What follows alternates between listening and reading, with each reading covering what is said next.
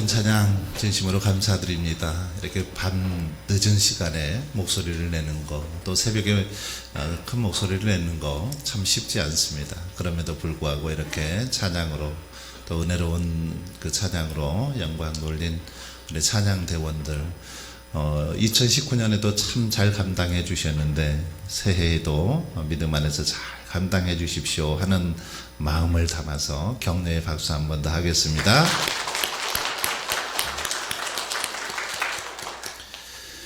오늘날 지성인들에게는 세 가지 죄가 있다고 합니다. 세 가지 죄. 첫 번째 죄는 자신의 이 지성을 너무나 자부하고 배우지 않는 죄다, 그렇게 말합니다. 자기가 잘난 척하고 더 이상 배우지 않으려는 죄가 있다는 것입니다. 이런 모습은 우리 성도들 가운데도 있습니다. 신앙생활이 오래된 분들일수록 더 이상 배우려고 하지 않습니다. 더 이상 말씀도 이제 다 아는 거야, 설교도 다 들어본 거야, 그러면서 잘 배우려고 하지 않다라는 것입니다. 두 번째 죄는 남은 가르치면서 자신은 행하지 않는 죄라고 합니다. 다른 사람들한테는 어떻게 해야 된다, 이렇게 해야 된다, 저렇게 해야 된다 잘 얘기하면서 자신은 행동하지 않더라는 것입니다. 이런 사람은 마치 길 가운데 서 있는 이정표와 같습니다. 그래서 당신은 저쪽으로 가십시오 라고 말하면서, 그렇게 가리키면서 자기는 가만히 서 있는 이정표와 같더라는 것이죠. 세 번째는 아는 바를 다른 사람에게 가르치지 않는 죄입니다. 알고 있으면서도 가르치지 않는 죄라는 것이죠.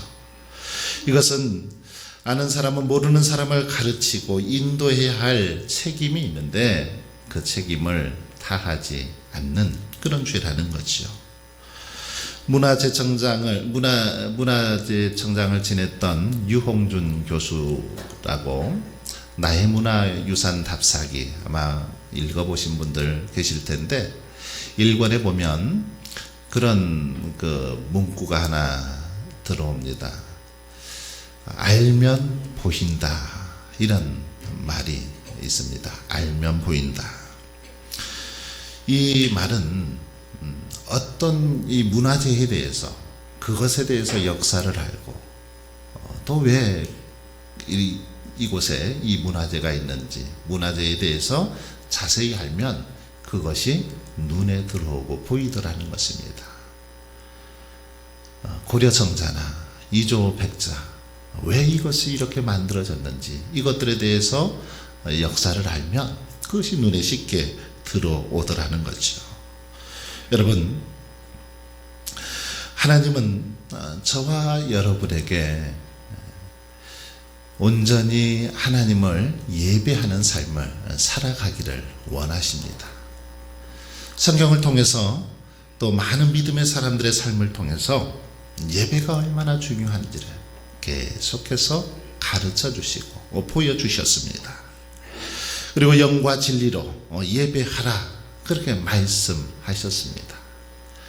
여러분, 영과 진리로 예배하는 것, 그것은 무엇입니까? 그것은 한마디로 말하면 예배를 바로 알고 바르게 예배 드리라, 이런 말입니다. 예배가 무엇인지 바로 알고 바른 자세로 예배 드리라, 이 말이 바로 영과 진리로 예배하라, 이 말 뜻입니다.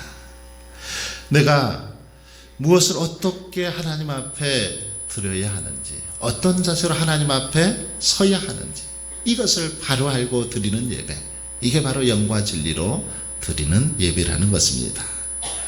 그래서 요한복음 4장 22절에 보면 주님은 너희는 알지 못하는 것을 예배하고 우리는 아는 것을 예배하노니, 이렇게 말씀하셨던 것입니다. 그렇습니다. 하나님이 기뻐하시는 예배가 무엇인지를 바로 알고 드리는 예배가 바로 하나님이 기뻐하시는 예배라는 것입니다. 그럼 하나님이 기뻐하시는 예배, 오늘 본문 속에서 우리에게 가르쳐주고 있는데, 먼저 그 예배는 어떤 것인가? 그것은 하나님의 이름에 합당한 영광을 돌리는 것이 하나님이 기뻐하시는 예배다라고 말하고 있습니다. 그의 이름에 합당한 영광을 돌리는 거라는 겁니다. 그의 이름이 무엇인지 알고 그 이름에 합당하게, 그 이름에 맞게 영광을 돌리는 것, 이것이 바른 예배요 하나님이 기뻐하시는 예배라는 것입니다. 그래서 다윗은 오늘 본문에서 그의 이름에 합당한 영광을 돌리라, 특별히 돌리라, 이 단어가 1절과 2절에 보면 3번이나 반복해서 강조되고 있는 걸 볼 수 있습니다. 특별히 여기서 이름이라는 이 단어가 나오죠. 여호와의 이름에 합당한 영광, 이름에 합당한 영광을 돌리라고 합니다. 이름은 히브리인들에게 있어서 어떤 단순히 호칭 이상의 의미를 지니고 있는 게 바로 이름입니다. 그냥 부를 때 쓰는 그런 호칭 정도의 의미보다는 이 이름 속에는 많은 의미가 포함이 되어 있다라는 겁니다. 의미 속에는 그 사람의 성품, 능력 또는 본질, 그 사람의 어떤 존재 유무에 대해서 그 이름 속에 그런 뜻이 담겨져 있는 것을 볼 수 있습니다. 그렇기 때문에 이름은 그 사람의 전 인격적인 의미를 다 포괄하고 있다라고 말할 수 있습니다. 따라서 여호와의 이름, 이 이름은 그가 어떤 분인가를 우리에게 잘 보여주고 있다라는 거죠. 특히 본문에 나오는 여호와, 이 여호와는 하나님의 성품과 능력과 관련해서 강조할 때 사용되어지는 바로 이름이죠. 여호와. 이 여호와 하나님 어떤 분이십니까? 여호와 하나님은 먼저 우주 만물을 말씀으로 창조하신 하나님이시죠. 우리가 믿고 섬기는 여호와 하나님, 야훼 하나님이라고도 하는데, 이 하나님은 말씀으로 우주 만물을 창조하시고 다스리시고 주관하시는 분이 바로 우리 하나님이십니다. 또한 하나님은 그 성품이 절대로 거룩하신 분이죠. 그렇기 때문에 그 하나님께는 아무런 흠도 오류도 없습니다. 뿐만 아니라 하나님은 영원히 스스로 자존하시는 분입니다. 스스로 자존하시는 분. 이 여호와라는 뜻은 스스로 계신 분, 스스로 존재하시는 분, 이런 의미를 가지고 있죠. 여러분, 이 세상에 존재하는 것 가운데 영원히 그리고 스스로 자존하는 것, 그건 아무것도 없습니다. 오직 하나님만이 스스로 계신 분이고 스스로 또 자존하시는 분입니다. 세상에 원인 없는 결과가 없듯이 존재하는 모든 것은 다 존재의 근원을 가지고 있다라는 거죠. 그 존재의 근원이 바로 창조주 하나님이시죠. 하나님이 이 세상에 존재하는 모든 것의 원천이 되신다라는 겁니다. 하나님이 지으셨고 하나님이 또 다스리시고 관리하신다라는 것입니다. 하나님으로 말미암아 모든 것이 생겼습니다. 그러나 우리 하나님은 처음부터 스스로 계셨습니다. 이 세상의 모든 물질들 이렇게 하나님을 통해서 세워졌지만 우리 하나님은 스스로 그렇게 계셨다라는 겁니다. 이 세상에 아무것도 없을 때에도 하나님 홀로 존재하셨습니다. 여러분, 그러니 얼마나 하나님의 이름이 위대합니까? 얼마나 우리 하나님이 대단하십니까? 우리는 감히 그분의 이름을 입에 올리는 것조차 버거울 존재들이죠. 그래서 이스라엘 백성들은 하나님의 이름을 함부로 부르지를 않았습니다. 성경책을 읽다가 여호와라는 이름이 나오면 그것을 발음할 수가 없었습니다. 읽을 수가 없었습니다. 그래서 여호와라는 단어가 나오면 아도나이, 이 주라는 의미가 있죠. 주님이라는 아도나이라는 단어로 바꾸어 읽었다라는 거죠. 고쳐 읽었다라는 거죠.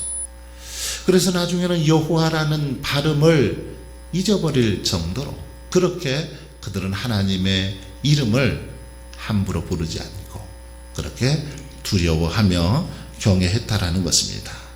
그런데 여러분, 우리들은 어떻습니까? 여호와의 이름, 하나님의 이름 너무 쉽게 부르는 경향이 있습니다.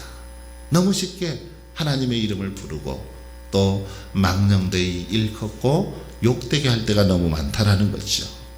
하지만 이런 태도는 하나님이 결코 기뻐하질 않습니다. 하나님의 이름이 존귀하게 우리에게 들림받기를, 그렇게 불러지기를 원하신다라는 사실입니다. 그러므로 여러분, 우리는 하나님의 이름에 합당한 영광을 돌려드려야 되죠.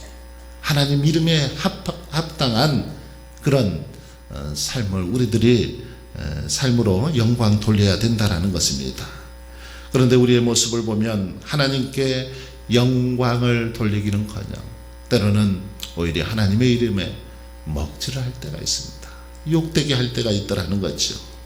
입으로는 온갖 더러운 말을 다 하면서 하나님의 이름을 부름으로 오히려 하나님의 이름을 그렇게 많은 사람들에게 참으로 욕되게 하는 그런 경우들이 많이 있다라는 겁니다. 이런 모습은 여러분, 하나님의 이름에 합당한 영광을 돌린다기보다는 오히려 하나님의 이름을 깎아내리는 그런 행위에 불과한 것입니다. 그렇다면 어떻게 해야 우리가 하나님 이름에 합당한 영광을 돌릴 수 있을까요?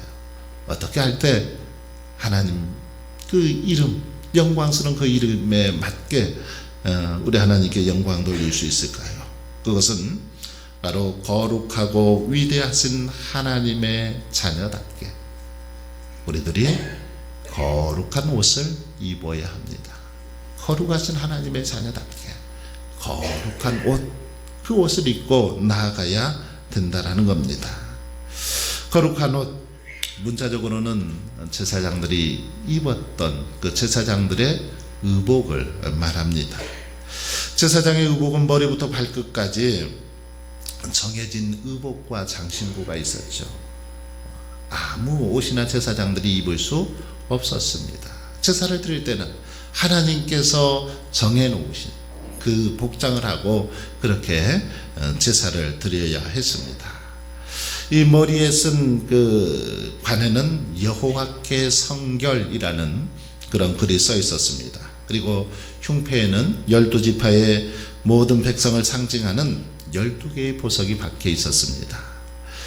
가장 기본이 되는 의복, 세마포 옷이죠. 이 세마포는 이렇게 통으로 짰죠. 그래서 바느질이 전혀 되지 않은 옷으로 완전 무결을 의미하는 옷이죠. 그리고 밑단에는 석류 모양 장식과 딸랑딸랑 소리가 나는 그런 금방울이 하나씩 교차해서 달려 있는 걸 볼 수 있습니다. 여러분, 구약시대 제사장들의 의복, 이렇게 제사를 드리기 위해서는 하나님께서 정해놓으신 그 복장을 해야 했다라는 거죠. 그러나 오늘날 우리가 하나님께 영광을 돌리기 위해서 진정으로 입어야 할 옷, 바로 이 거룩한 옷, 제사장들이 입었던 옷, 이것을 의미하지는 않습니다. 제사장들이 입었던 천으로 만든 그런 옷이 아니라는 것이죠. 그럼 어떤 옷입니까? 우리가 하나님을 경배하기 위해서 입어야 할 옷, 거룩한 옷은 무엇입니까? 바로 이 옷은 온유하고 안정한 그런 심령을 말합니다. 온유하고 안정한 심령. 베드로전서 3장 3절로 4절에서 보면 너희 단장은 머리를 꾸미고 금을 차고 아름다운 옷을 입는 외모로 하지 말고 오직 마음에 숨은 사람을 온유하고 안정한 심령에 썩지 아니할 것으로 하라. 온유하고 안정한 심령에 썩지 아니할 것으로 하라. 이렇게 권면합니다. 하나님을 경배하기 위해서, 하나님 앞에 온전한 모습으로 나아가기 위해서 우리들의 심령이 내적으로 성결한 옷을 입어야 된다, 이런 말입니다. 우리의 심령이 깨끗하고 거룩한 정말 정결한 모습으로 하나님 앞에 나아가야 된다라고 가르쳐 주고 있습니다. 즉 죄인인 우리가 거룩하신 하나님을 향해 담대히 나아갈 수 있기 위해서는 예수 그리스도의 보혈의 옷을 입어야 된다라고 말씀하고 있습니다. 윌리엄 쿠퍼라는 목사가 있었습니다. 이 목사님은 그 목사임에도 불구하고 자유주의 신학의 영향을 받아서 십자가 구원의 그 사건을 믿지를 못했습니다. 십자가의 사건이 자기와는 전혀 무관하다고 생각했고 별 의미를 두고 있지 않았습니다. 그런 그가 어느 고난주간을 이렇게 맞아서 고난주간을 앞둔 토요일날 교회에서 주보를 만들고 이제 주보를 이렇게 점검하는데 주보를 들여다보다가 큰 충격을 받았습니다. 그날의 그 설교 제목이 바로 누가 예수를 죽였는가 이런 설교 제목이었는데 그 밑에 자기 이름이 써져 있는 겁니다. 윌리엄 쿠퍼.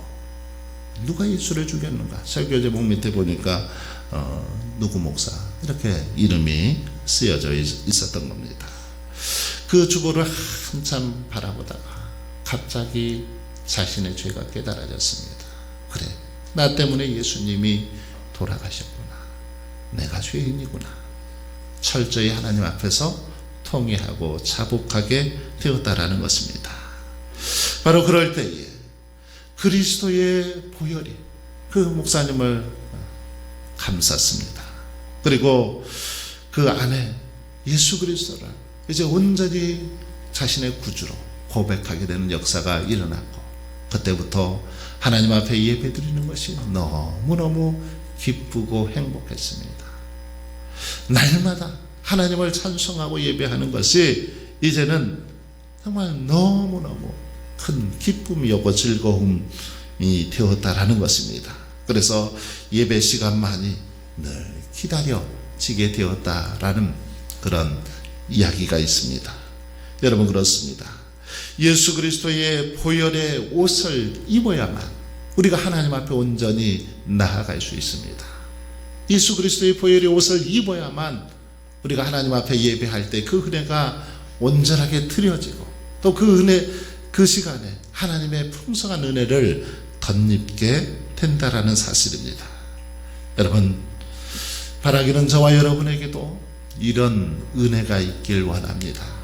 매 순간마다 예배 드릴 때 정말 이런 은혜를 경험할 수 있기를 바랍니다.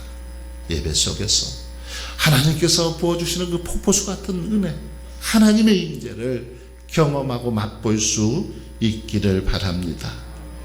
그러기 위해서는 여러분 모든 예배를 단지 형식적으로 습관적으로 의무적으로 드려서는 절대 안 됩니다. 사모함으로 드려야 됩니다. 생텍쥐베리의 어린 왕자에서 여호가 어린 왕자에게 이런 말을 하죠. 내가 오후 4시에 온다면 난 3시부터 행복할 거야. 이렇게 말합니다. 이 말은 굉장히 의미가 있는 말이죠. 무슨 말입니까? 누군가를 기다리거나 어떤 일이 이루어지기를 기다리는 그 마음이 얼마나 행복한 것인지를 단적으로 보여주는 그런 말이지요. 여러분 이런 마음으로 매 시간마다 예배를 사모하고 기다리는 저와 여러분이 되기를 원합니다. 주일을 생각하며 토요일부터 너무 마음이 설레이고 하나님께서 주일날 어떤 은혜를 베풀어 주실지 기대가 되는 그런 기대를 가지고 그렇게 주일을 지킬 수 있기를 바랍니다.